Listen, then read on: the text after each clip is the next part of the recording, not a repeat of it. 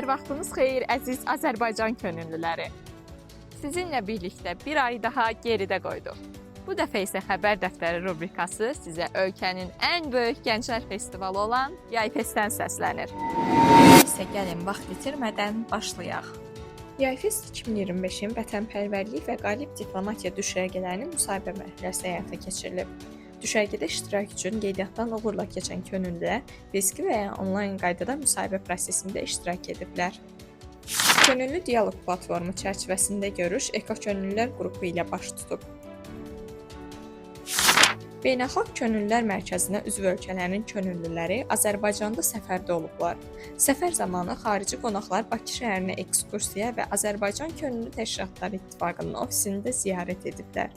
Həmçinin xarici qonaqlar Yayfestin vətənpərvərlik düşərgəsində iştirak ediblər.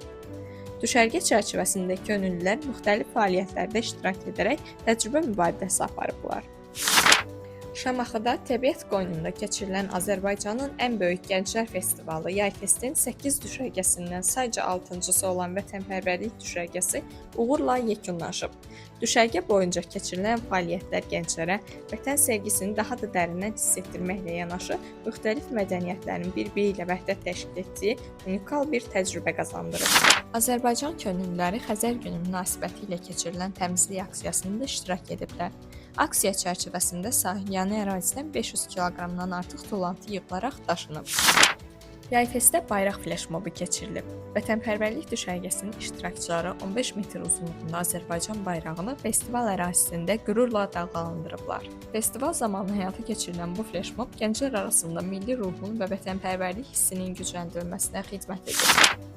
Könüllülərlə iş təlimləndirmə proqramı çərçivəsində şəxsi inkişaf modulu üzrə Azərbaycan Respublikasının Vəkillər Kollegiyasının üzvü, Vəkil 5-ci yüksəliş müsabiqəsinin qalibi Fatimə Eyyubun təqdimatında liderlik bacarığı yaxşı rəhbər olmaq üçün kifayətdirmi mövzusunda təlim baş tutub. Konstitusiya və suverenlik ilinə həsr edilmiş Hüquq və Dövlət Könüllülər Düşərgəsinin müsahibə mərhələsinə start verilib. Düşərgədə iştirak üçün qeydiyyatdan uğurla keçən könüllülər fiziki və ya onlayn qaydada müsahibə prosesində iştirak ediblər.